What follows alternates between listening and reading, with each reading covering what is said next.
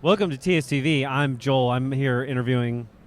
Kyler. He's got his own microphone. Yeah, I do have my own microphone. And I'm here interviewing Joel, so this is going to be a fun two-way interview. This should work out, yeah. All right. So, Joel, what was it like? You played Caboose, arguably the most popular character on Red vs. Blue, and going way back in time to 2003, what was it like when Bernie described the character to you for the first time?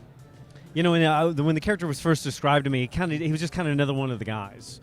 And I sort of kind of made it my mission to like kind of make him stupid as I could. And then I think he took my energy of me reading him stupid and wrote him a little more stupid. And then I picked up on the energy of him writing him a little more stupid, and I performed a little stupid. And I think we got involved in a stupid off, where he was trying to write the character as stupid as possible, and I was trying to perform the character as stupid as possible. And that's what happened. And it cascaded to an IQ of 0. That's what happened, yep. All right. So, yeah, the character has definitely changed over the years. Has your process for voicing Caboose changed? Well, it's funny because I mean, it's like the technical process has like changed a lot, right? Because like when we first did it, I was literally phoning it in over a cell phone while I was in Los Angeles and they were in Texas, and then I would do recordings with Matt on his laptop in his closet, and then in Austin, and I record in the Austin closet. Then we got a sound booth, kinda, and then recording a sound booth, and now I'm like recording in a big sound booth. So it's like just like the technicality of how we record it, and is different. Like even when we first started, the voice filter was super heavy. Now it's really light. So yeah, I don't know. I mean, it's like I refuse to kind of take the character that seriously. I think it's pretty much the process behind Caboose. Don't take Caboose too seriously. Seems about right. Yeah. So you've also been working on another Rooster Teeth production, Day 5. Completely different. Completely different. Yeah. How's that been going? It's been going really well. We finished principal photography on that. I'm really, really proud of Matt Hullum, who's kind of running the company, really pushed to make that happen, which I'm really thankful for. It's a completely different type of project, you know, and hopefully our audience will, you know, digest it because it's different. You know, it's like I think we're going to try and do something on the internet that isn't comedy. So we'll see how that works. But I feel good about it. Principal shooting was good. It was good. We've been hearing snippets about Day 5 for quite a long time, since that first mass shot at RTX a few years ago. For those who haven't heard about it, can you tell us about Day 5? Yeah, the premise, I guess, is sort of basically a situation where everyone wakes, during the night, somewhere in the middle of the night, something happens. We don't know what happens, but the rules change where if you fall asleep, you die.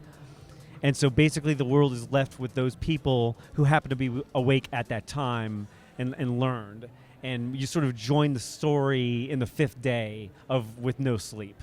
And you sort of get a view of what that world looks like and sort of how that changed the world, and some of the relationships that take place in that sort of framework is basically what I can say about that. Yeah, that definitely sounds a bit more serious. It's different, yeah.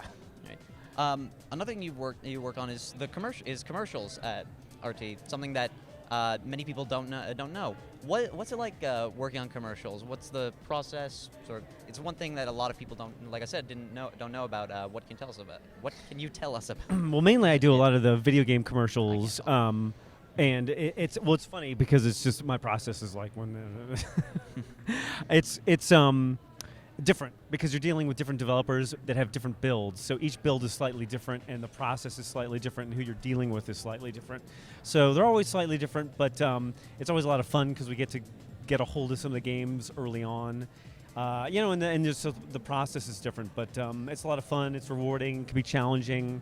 When we first started doing commercials, it seemed like we would have like a production time of like 4 or 3 months maybe to get it done, and like I've been doing it for, I don't know, 7 years, 8 years. I've done over 100 TV commercials at this point.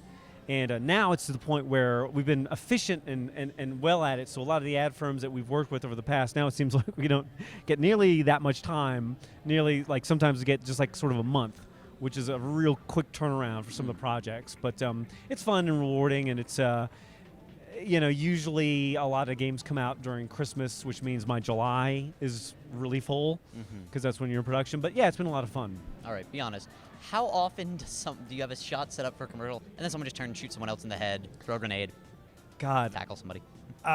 too much. Too much. It's funny because it's just sort of like really the name of the game in machinima, and people don't understand this a lot, is you want to get as much footage as possible. And so really it's about turning around this scenario. It's usually you're always involved in some sort of scenario that's involved on some map somewhere that you got to get to. So when somebody else accidentally blows everyone else up, it's like, okay, how quick can we turn this around? And I've been doing this for so long, this really become an art of like, how fast can I turn around this scenario? So it's funny for 2 seconds, then you have, and it's like, oh, we have to. Well, set now this it's up not again. even funny at all, ever. But Well. yeah. I only have one more question. What does the future hold for Joel Heyman? I think an interview on TSTV probably. Well, now you know you are in the future. All right. A lot of stuff, hopefully. Thank you so much. Cheers.